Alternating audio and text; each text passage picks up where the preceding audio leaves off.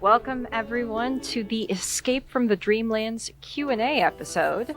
I'm Jordyn, sheep herd. How do I follow that? I'm Ben.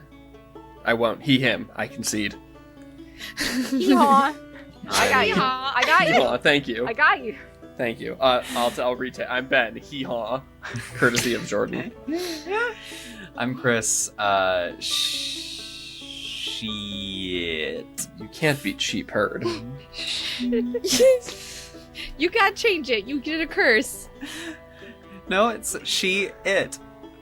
2 words. Okay. I'm Selina. They thumb. And we are here to answer your questions that you've had about season 1 of the podcast so far and what you may be seeing in the season to come. Selina, I believe, has control of our questions, and fire away. I have control of your mind. I think this is a good one to start with. What is the essential pre-D&D session checklist for everyone? I'm going to say let's start with Ben. From like a DM perspective, I assume, for me. Sure, from any perspective, I guess. You're the DM. Let's do DM perspective. So, pre-D&D checklist from a DM perspective, I mostly just like to have thought about what happened in the previous session. So I'm there mentally.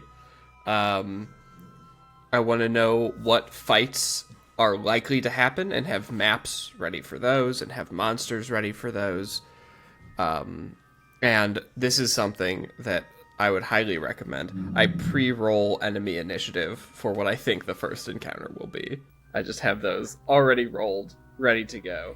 Interesting. I have found, and this is not a DM tip. This is not. No, that's behind a paywall. It's not. So there's a really there's a sweet spot of prep where if you don't do enough, then you're just I can't, I'm just not ready, and you're flustered.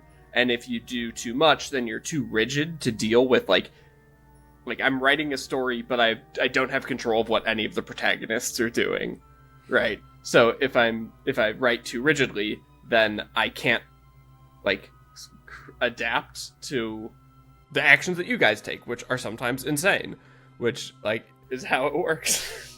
So I think for me, it's just trying to do enough prep that I'm ready to deal with wackiness and not have so much prep that I feel like I've wasted hours of time on something that you guys ignored via silliness. I don't put enough in to where if you just completely bypass it, maybe a Bodak encounter, that they'll get my feelings hurt. Yeah.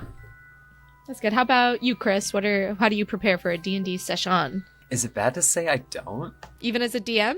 My D&D prep as a DM for a game itself is 30 seconds. I look at the map, I see where you guys were, I do a quick remember to remind myself what was happening, and that's it. Ben is on the scale of preparing just enough. My hobby time is over-preparing to such an extent that I actually don't care what the players will be doing at any given point, because the world is running in the background. Yeah, so it's just my checklist is show up, be ready to have fun, yes and. Mm-hmm. Jord? Well, I personally need any number of beverages, whether it is tea or water or what have you, in an array next to me and ready to go. That's always good. I mean, when it comes to at least this podcast, it's usually okay, have you done some kind of hair, makeup look for the character? If it's a home D&D game, I'll dress up. I roll into those so greasy. But,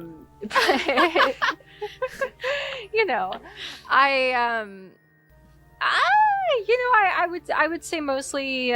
Sometimes I skim my notes, sometimes I don't. It really does kind of depend. Usually with this podcast, we're coming off of an episode airing, and then we're recording later that evening, and so it's kind of easy to remember-ish where we're at. And everyone here seems to take really good notes. And, also we have Selina's Ursa King log at the top of the episodes. Me personally, it's very different for podcast and personal. For podcast, gotta give myself a full beat down, and by that I mean I punch myself so hard that star-shaped freckles come out. It's very painful, which is why I opted not to do it today, because it's Hollow spooky season, and I gotta look my best. For podcast, I'll do a vocal warm up, so I'm not hurting these vocal cords because I'm a vocalist. And so when I'm doing the screaming and stuff, I'm making sure I scream properly. Beverages are huge. I got the caffeine, I got the water, and I have something fun. Something fun could include seltzer, a smoothie, or tea. Another tea. Sometimes I've had 2 cups of tea at the same time. But then, Wait, hold on. Yeah. What? 2 separate cups? 2 separate cups of tea. Why not put them 2 in the different same flavors? cup? Because 2 I want just flavors. chamomile or just black tea. And you're just double fisting them? I'll double fist tea. Okay. They're built different. It's why choose? I'll usually check my notes. I'll make sure I give a scroll. In one of my games, the DM just uses my notes because he knows I'll take better notes than him, and so I'll see both him and I scrolling through my notes, which is always so threatening. Oh, yeah. It looms over my head, and I'm so scared. You're being disruptive. We can see Ben's PJ pants. My PJ pants. Yeah, on my checklist, definitely not wear Comfy. pants. Yeah. I do not wear pants I half don't the wear time we pants. record this podcast. Mm-mm. But you're I wearing don't- PJ pants. I'm Donald Ducking it sometimes recording for this sure. pod. Oh, for sure. Oh. I'm Winnie the Poohing it constantly. I was just gonna say I'm not usually wearing pants because I'm frequently wearing a dress, but Yeah. Players, would you have made different choices if this wasn't for a podcast? That we had to, make a choice for podcast purposes and for entertainment. The first thing that comes to mind is not going to the, what's it called? The Athenium. The Athenium. I would have totally loved to go do that, but we had an episode count we were trying to hit. So, skip that. right. Yeah, that's the thing is I feel like we definitely are kind of trying to move some things along for time and for sake of a series. But also, as Ben can attest to, that means that those of you at home interested in this system itself can check out the things that we did not do. I honestly think that I make more interesting choices because this is a podcast. Because, I don't know, in the back of my brain, I'm like, we do have to move the plot along somehow. And as a result, I've made a character who's very driven to find out what exactly happened to her and to acquire some sort of sense of agency or safety, and as a result, sometimes she makes big swings, like trying to summon the person who created the world.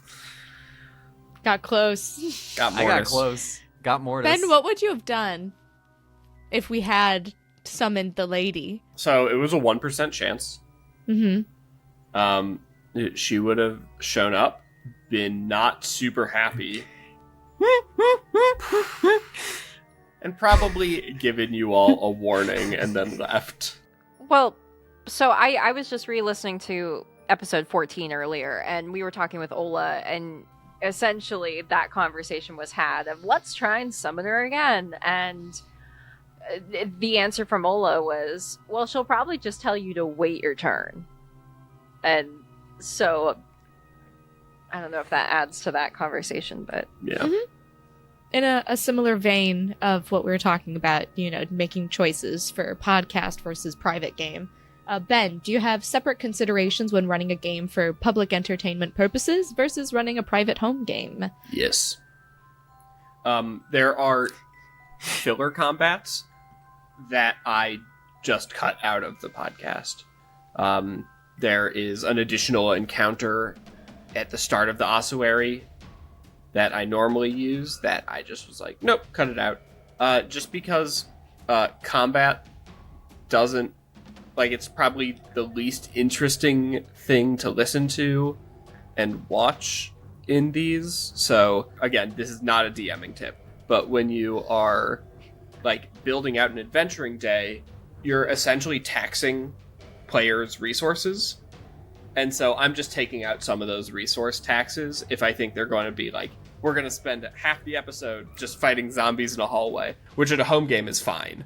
But for a podcast, probably not. Geek Droid asks, did you ever fudge what happened as you were playing for the sake of making the game better as a show? So, like, did something happen that we ended up cutting out? Or, I guess probably what you could say that we did was Ben increased the chances of us getting our memories at the start because we wanted to hit a certain number before we got to the city. Yeah. But I don't know if there was anything else. Like, we've never really cut something out unless it was, like, super unfunny. We maybe had one combat encounter that Ben was like, just no, we're not going to do this, but... Was we it when had we were the in the time hell? where you guys were just like, we're going to run from demons, and we just sort of hand-waved that. But that's what I would do normally. The only time I can think of where we had things come up a certain way was one time we had a bit of a recording whoopsie and redid like the first quarter of an episode. The With the shark sharks. jokes. Oh. Yeah, so like so there's a scripted shark joke that was organic the first time. Yeah. So I think that's the only time that we have like we're like, okay, this is gonna happen like this because it did, but we just didn't catch it. I think it was episode 6. Yeah, it was early. We had just found, like, the Cloak of the Manta Ray, and we're heading back toward Glitter. We're going toward Glitter for the first time, and we find the random pit of sharks that Digo starts shooting sharks in a barrel, which was a joke that that she had said in the moment. And then we were like, when we realized we weren't recording the first 20 minutes, we were like, quick, everyone write down everything you liked. So we could do it again. But there was one fudged roll in there, which is the encounter roll. Got it. The sharks were going to come Because- up again. If I remember correctly, Ben gave me the dishonorable mention of saying that was the first time anyone had just stood outside it and shot the sharks to death. Also from Geek Droids in the same question, how far ahead did you plan the story? Like Chrys was saying, the whole way.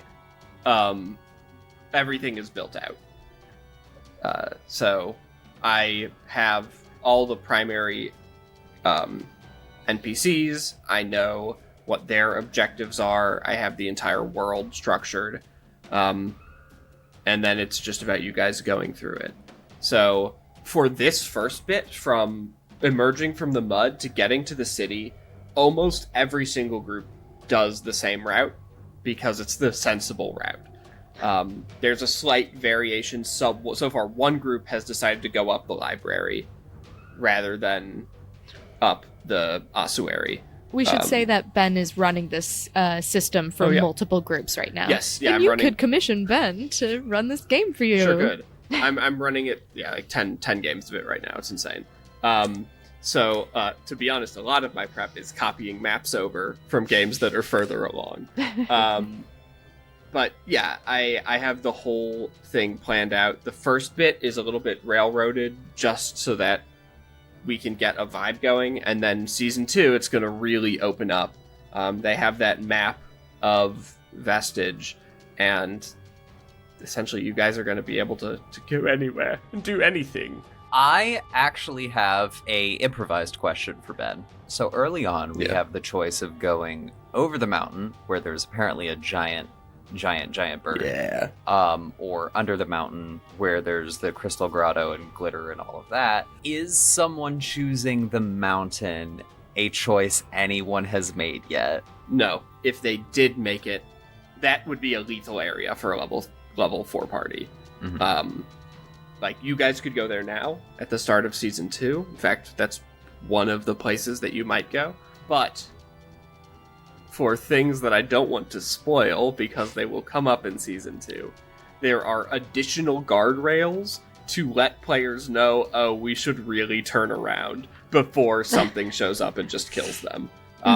Because the world isn't scaled, areas are as difficult as they are. I make sure to have clear signposts in any area where it's like, this is gonna kill you. Please turn around. Building on that, there's another question we have, which is, do characters always meet Shepard, or is there the possibility for parties to head straight into the caves? Parties do not have to talk to Shepard, but they will walk past Shepard. The swamp is very linear. It's basically just a single road with one little side path to meet Tyr, but it's very linear, and so you're going to walk past Shepard. Other regions start to get more wonky in terms of what paths you can take. If you're starting a game where people don't have their memories, no one has objectives other than I don't know what's going on. You gotta give the characters reasons to do things, and so Shepard and Malin are both there to do that. Do people always meet Malin? No, but canonically, Malin always sees them. Okay. I had asked Ben privately if we hadn't gotten the Malin encounter, would we have met Osiris? Because he said that Malin is there to signal him to go to Glitter to intersect us. Ben, answer that question again one more time, please. If you don't meet Malin, will you meet Osiris? Yeah.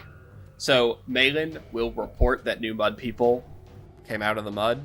That's her job within the candles. And Osiris will then be like, all right, gotta head to the Bell Tower Inn. And then at that point, it would be up to the players whether they talk to the person that they're obviously supposed to talk to. Right? If they don't talk to Osiris, nothing about the campaign breaks. There is an encounter in the caves to try and get people to talk to Osiris. You guys got it after you had met Osiris and were like, what the heck, dude? But that's there to try and convince people to talk to Osiris. There are other ways to learn about the candles, but they just weren't necessary because you guys talked to Osiris, just like every single other group has done. Because he's the guy, clearly, that you're supposed to say. He's the shady dude in the back of you talk to that guy. Yep. Ben, who is your favorite NPC? I think it's Nat for me. There's a really close second, but I think it's Nat. Is Mortis your second? Mortis is my close second. I love that little guy. Jord, do you have a fave? It's Mortis. Yeah, easily. Easily. D? Let's see. Favorite NPC for me, mechanically, definitely Nat. Okay. Definitely happy whenever the gacha banner shows up. As for a character I enjoy interacting with and am interested in, it's the Moth Lady. I'm constantly there was the time at when Dee ran into her when she and Kaylin were mind merged and scouting ahead, and from that point on, Chrys was like, "Oh, my favorite." It's the vibes. Moth Lady has great vibes. Good job, Ben. She's got vibes. She's got that riz. She's rizzed up.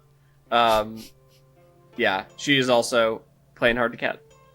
You gotta try and get what you can't have. Does she have a secret romance route that we can trigger? Ooh. Be very difficult. That's not a no. The first question I asked was, does the Moth Lady make me horny? Which, in retrospect, I hate.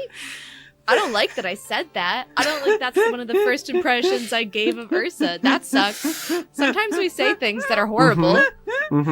But character accurate. Character accurate. Character accurate. There was probably a better way to phrase that. And it means every time you want to listen to a new TTRPG podcast, skip the first episode. Listen to the description of the characters and then leave. Because everyone's getting their bearings of the characters, and everyone feels like they need to perform and whatever, which we're doing, but it's when it's subtler, it's better. But you want to this is what I'm all about, peacocking almost, and then everyone chills out. Favorite NPC, I think narratively, is Ola. it triggers Ursa's mommy issues, which wasn't part of the character design. However, I guess that's part of it now. So like I said, sometimes we say things and make choices that we don't like. But we gotta come back to it. Slight spoiler here. Very, very small. Just, She's gonna be evil. She's gonna betray me. No, not necessarily. It's just going to highlight Ola's power. In another one of the campaigns, a warlock who learned about their patron and was like, uh-oh, I signed up on the wrong team, has swapped their patron to Ola. So Ola has an archfey. Oh my god! What has been everyone's favorite fight this season? Personally, I loved the Triclops skeleton, just because of the zombie basketball interaction we were having of just unhinged behavior and decisions, but ultimately, throwing and shooting these eyes into the well. It was silly. I loved it. Yeah. It was good. I like that we lost. I like that the Triclops claimed one of its eyes back, so we could see that. Yeah. I think that made that more interesting. Mm-hmm. Good dramatic tension. Narratively. I think the most interesting was the Elevator, because that was so almost deadly. So Elevator very was close cool. to deadly. I think been our best combat, entertainingly. My mom sometimes tunes in to when we stream it, and she texted me that she really liked that. And she doesn't know what we're doing. She has no idea what any of this is. She just tunes in to support. I think the most interesting thing about the elevator fight is we lost. Mm-hmm. That was a fight we lost. Yeah. did. We managed to get out by the skin of our teeth, but we straight up lost that fight. Almost lost Renee in the process. I know it says favorite fight, but I'm gonna stretch that a little bit to favorite encounter, and it's for me the water tunnel. I love the water tunnel in the caves. Yeah. So scary. I love it. That was, I feel the first time we were afraid for our lives. Oh yeah. Yeah. Yeah, that was episode 6, right? Oh yeah, because I was like, we need to make a cliffhanger trailer for this one. We gotta Yep. which, to be fair, that was a great trailer. Episode 6 is when we open on the most cringe scene possible, and then we go into Osiris gives us a job, and then we go into the caves, and then the cliffhanger was at the end of episode 6. It's like, you guys are drowning. Have fun. Probably favorite encounter is me trying to flirt with Osiris. Me trying to flirt with Ben. It sucks. It's definitely an encounter. Sure is. High school all over again. Chrys, did you say your favorite encounter / fight? The ones that we could run away from. Interesting. Favorite fight was probably elevator. My favorite moment probably as a character was when Dee did actually get to see her patron. That was Which cool. That was neat and also terrifying. Biblically accurate celestials. What was the character development process like for you? I assume this means players, or maybe some NPCs, Ben. Where did you find inspiration, and how did you settle on your classes? Let's go, Jord. Well, that's a great question. I kind of wanted to just make a little bit of a brain off character. I feel like, so I've played a campaign with this group before where I played a wild magic foul-mouthed child, and that was really fun. But when I play my home D&D game, I'm a very stoic, what have you. And so I was I just kind of want to do something very silly, very head in the clouds. And I wanted to pick a class that I never played before ever. So I went with Ranger. It definitely makes it easy for me to kind of just say silly things and let them stick. But I also like that at the end of the day, I can still come out swinging with a lot of damage. It's fun. Nice. Chrys? Warlock is my favorite class. The very first D&D character I ever made was a Archfey Warlock in Dungeons & Dragons 4th edition. They're a really unique class when it comes to identity, and I appreciate that. And in this particular case, since we were a very tiny 3-person party, I wanted to have somebody that could hit hard, play hard, but also have some amount of healing. So that's why I went with the Celestial Warlock. As for why I made Dee an old bastard lady, it started from the name of like, what should I name this character? And I was like, Malady. This tiefling's name is going to be Malady. And it went out from there. In D&D lore, tieflings sometimes will give themselves like a virtue or a vice name. And I really always like the virtue vice names. So in this particular one, I named her Malady, and I'm like, what is somebody who names themselves Malady? What are they like? What kind of things do they engage in? What kind of environment do they typically work in? What kind of skills do they have from that? So she is a sneaky old lady that's good at court politics and being invisible and poisoning people. Mother of Tragedy. Where did Mother of Tragedy come from? It was just something that popped into my head. I was just off like, the why cuff? not? Yeah, or off the that cuff. was in character creation? That was off the cuff, and also just something I see possible for Dee's future of making a really, really bad in-character call that leads to some really gnarly consequences. Good. I love that in a party member. I love just knowing that you might ruin our lives at any moment. That's good. Cool. Well, also keep in mind, like, that this has been something that we've talked about behind the scenes, but when she decided that Ursa is her king, she did take that very seriously, and she's going to do everything she can to, as a result, keep herself, Ursa, and Lorelei safe. How about Ursa? Ursa? We needed someone who could be a frontline heavy hitter, and when the choice is between like paladin, fighter, barbarian, I'm always gonna go paladin because I love having spell casting. It's just like a little flavor because this is a magic world. Why wouldn't I want to do magic? I could get good at swords if I want, but so far I can't like cast Moonbeam yet. Yeah. And then I just kind of like worked backwards from there. So like Knight was good, and then it gave me like a jock vibe to go with. Characters that inspired me that I realized like subconsciously in retrospect was Gideon the Ninth, Gideon Nav, and then also the book The God Killer. I just finished it like a few weeks before I made the character, and it's very Gideon Nav, only just like more horribly battered by life and gods, so much so that she decides she needs to kill them all. Incredible book. It just came out. Gave Ursa one leg because of it. Not that has ever come up, and I don't think it will now. It's too late. It's one thing to be like, oh, Ursa's had one leg this entire time, and that hasn't affected anything, but that's not actually representing it. It's just being like, they have one leg, haha. Whereas, like, you know, we wouldn't have been able to walk 20 hours in the abyss if Ursa only had one leg and we're working with, like, a dope-ass prosthetic. That wouldn't be like good. Also, swimming would be really difficult because Ursa did hop into the water to go get the chest after we killed all the sharks. It's because I forgot. I was very focused on the horny aspect. Yeah, that's where it Ursa. took over. Yeah, I just got really into being horny.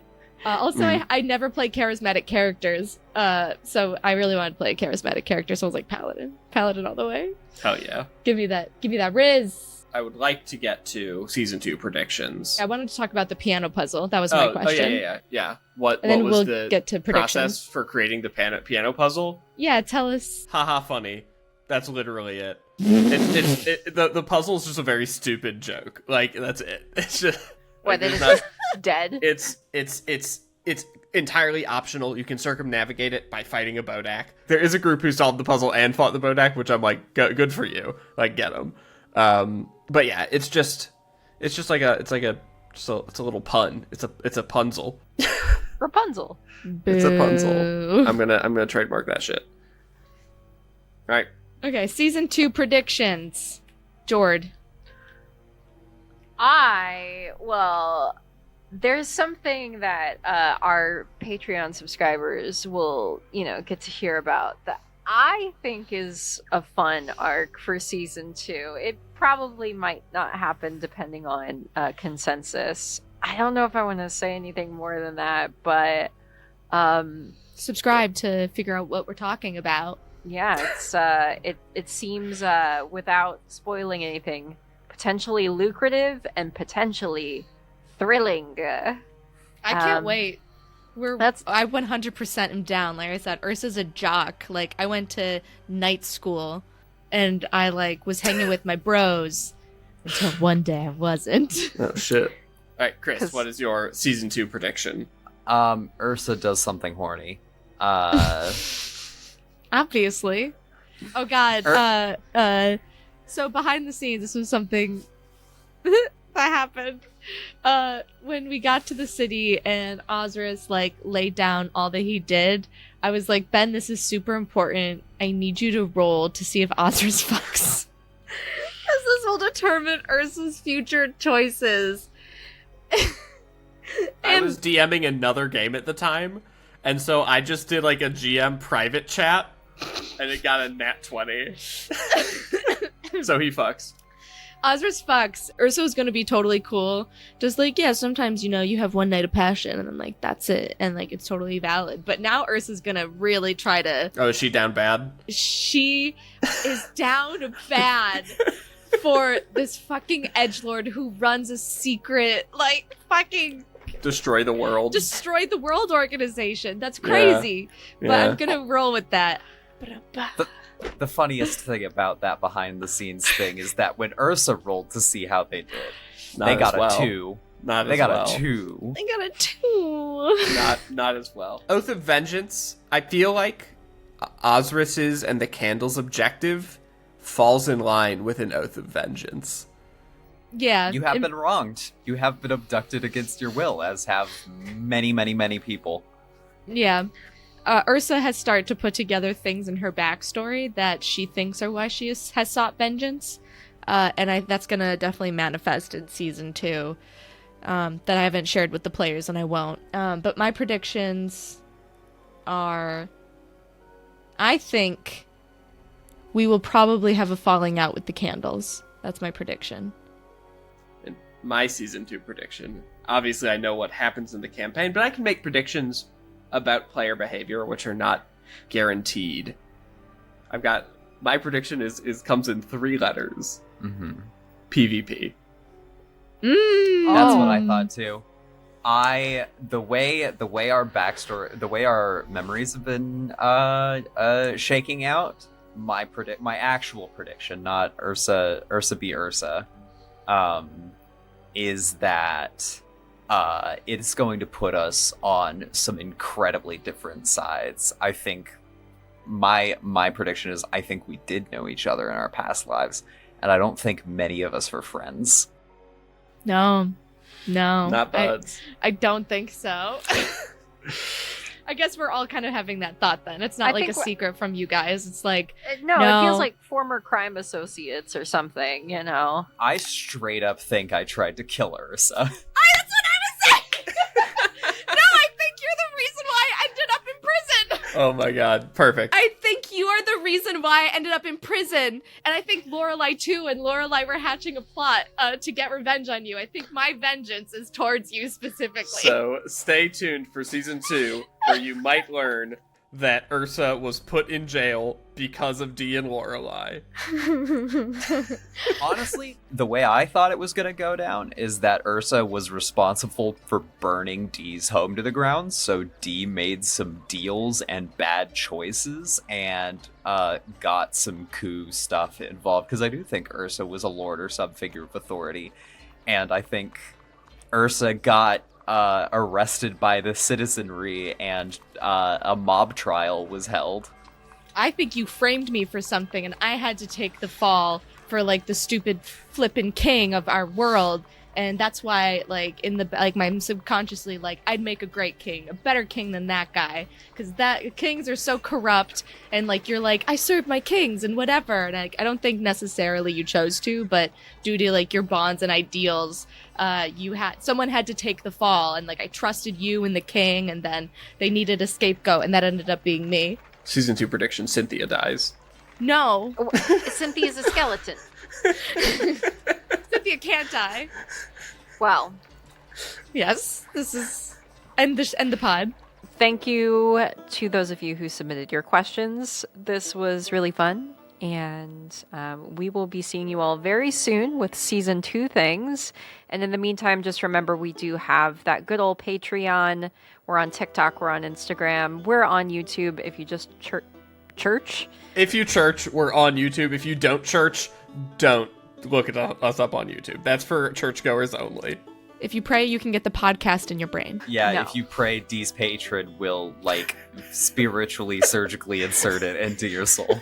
Listen, we're out there as Escape D&D Pod or as Escape from the Dreamlands, depending on where you're looking. One more thing. Oh? We haven't said this anywhere. We're switching to bi-weekly.